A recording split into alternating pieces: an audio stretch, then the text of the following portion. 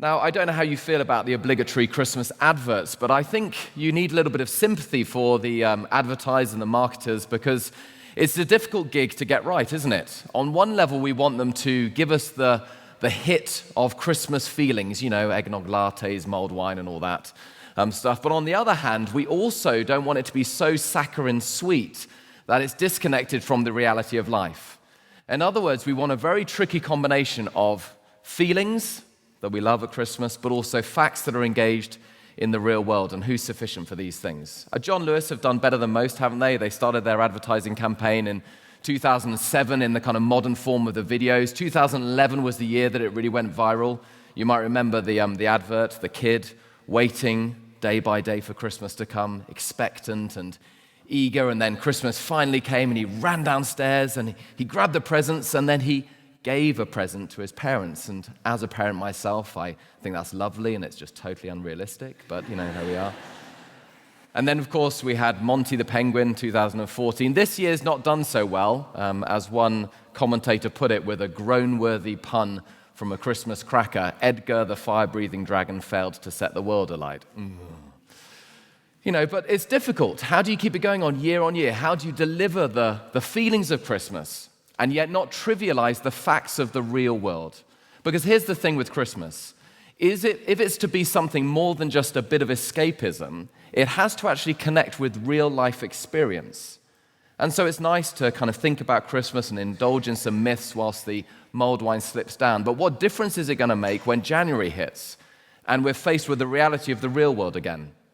Brexit, tough work situations, family strife, all the normal warp and woof of life. Can Christmas speak to that? That's the question. And I mention that because in the context of our reading from Matthew's Gospel, the first Christmas was profoundly engaged in the real world. I wonder if you noticed as it was being read how no one was left unaffected. It wasn't just a bit of escapism for the people then. We're told early on, about 4 lines down, when King Herod heard this about the first Christmas, he was disturbed. That's not exactly the reaction we would expect with Christmas. And all Jerusalem with him. And then we get later on that the wise men, the Magi, were overjoyed. So we get Herod, we get Jerusalem, we get the Magi. They've all got a range of reactions, but do you see that no one is left unaffected by it? It affects everybody. It's profound, it's engaging. So let's look at why that is. And I think the key to the effect that it has is understanding the centerpiece of Christmas, which of course is the baby in the manger. We know that, not Santa Claus. And so we're going to think about the nature of Jesus revealed in these verses, and then we're going to think about the response to Jesus and try to figure out whether Christmas can have some kind of effect for us today. Let's think first of all of the nature of Jesus. The first thing to note is that as Matthew writes this, he's not writing a myth. I don't know what you think of Christmas. I don't know whether you've engaged with a Christmas story as an adult, but Matthew is not writing a myth. He's writing history. He placed it in space, time, and history. After Jesus was born in Bethlehem, there's the space in Judea, there's the region. During the time of King Herod, that's the historical context. And we know from secular historians that Herod was the prominent figure of the time. This is Herod the Great. We can still dig up the architectural projects which he championed, such as the rebuilding of the Second Temple Mount. Many of the pieces of the wall are still available for us to see today. And we have historical accounts of the type of leader that he was. And actually, his response here fits. He was a cruel despot and a very political and very shrewd maneuverer. He kind of bought his way to power with favor with the Romans, and he also fought his way to power by overcoming his rivals. And then once he had power, he held onto it with a vice-like grip. He was the type of tyrant that you would hate, but you would also greatly fear. We're told by one of the historians, Josephus, that at his death he was so afraid that nobody would mourn for him that he instructed his son to murder some of the most loved public officials so he could be sure there would be mourning on his death. That gives you an idea of the nature of the man. So when he's disturbed, everybody's disturbed, and he wants to hold on to power. But here implicitly, Matthew is doing a contrast between Herod as the king at the time and Jesus, who we are told is born king. Do you see the question? 3 lines down. Where is the one who has been born king of the Jews? And Matthew's doing compare and contrast between these two rulers. Herod has bought, he's manipulated, he's seized his power, he holds it by fear. In contrast, what are we told about Jesus? He's born king. Please notice, we're not told that he's born to become king. That would be understandable. No, he's something very different. He is born king. In other words, his authority is natural. It's intrinsic to who he is. It's not something he needs to seize or fight for or get by votes or to be conferred upon him. He is born king. He never ascends to a throne. He's always been on the throne. That's the claim. In other words, in contrast to Herod's authority, this is a natural authority. If you like, an authority that's intrinsic to who he is in his very nature.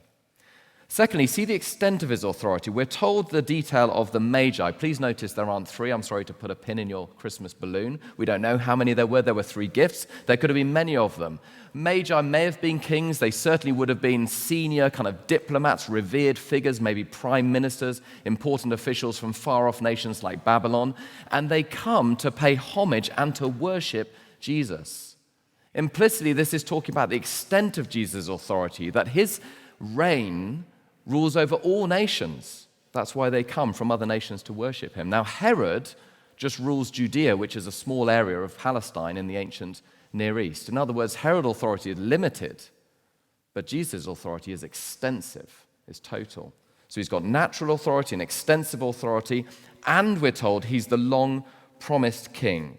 That's the importance of the prophecy that comes about a third of the way down.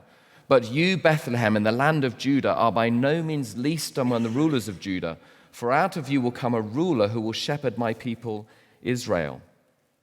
This is a prophecy from the prophet Micah, 700 years before Jesus' birth, echoing down history and fulfilled in Jesus' life. So this is natural authority over all people long promised in history, very different to Herod's authority and very different to the authority of many of our leaders.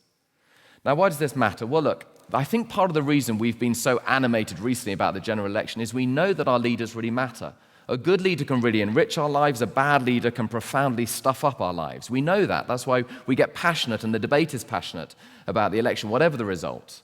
But actually, in every culture, there's a deep kind of myth that cultures have about usually one great leader who will come, and when he comes, he will put all things right. Think of, in Britain, King Arthur. You know, a great military leader, but also one who ruled with justice and equality. That's the symbolism of the Round Table, right? And we're told that when Britain needs him most, he'll return. And I'm sure some of you are praying for him to return right now. But there we go. We'll leave that to another day. Or think of the Lord of the Rings. You know, why does that have such resonance? The return of the king, right? Think of the prophecy from the Lord of the Rings. From the ashes of fire shall be woken, a light from the shadows shall spring. Renewed shall be blade that was broken, the crownless again shall be king. You know, we have these deep myths because we know how significant a leader is. And what Matthew wants us to see is that your very longing for that great ruler, one who will bring justice, but real power to do something about the intractable problems in the world, that has been fulfilled, has been met in this person of Jesus. He is the long-promised ruler that we all need and deep down we all really want. So how do people respond? Let's look secondly at the response to Jesus. When you think about it, it's unsurprising that when a king comes, he polarizes. When a king like Jesus comes, he polarizes. Herod is greatly disturbed. Now, why is Herod disturbed? Well, because it's a threat to his crown. He is the current ruler, and therefore if the real king comes, the true king comes with all authority, of course it's a threat. Now, I suggest to you that all of us have a little bit of Herod's response in our hearts. That is that when we read about Jesus and his claim to have all authority, there's a bit of us that pushes back on that and says, no. I'm autonomous. Literally autonomy. I have self-rule. That's what we like to think, isn't it? My life, my rules, my gifts, my talents, my home, my car. It's mine. Now, we don't say it quite like that because it sounds a little bit ugly when you say it out loud, but that's what we think. And so when Jesus comes along and you say, my life, he says, no, your life to an extent, but a gift from me. I made it. You didn't make yourself, did you? You didn't determine your gifts, did you? I made them. It's a gift from me. My rules, you say. He says, no, I'm the moral heart of the universe. I determine what is right and wrong. My money, he says, no, it's a gift from me to steward according to my good purposes of justice and generosity in the world to make the world a better place with, not to kind of hold on tight with white knuckles.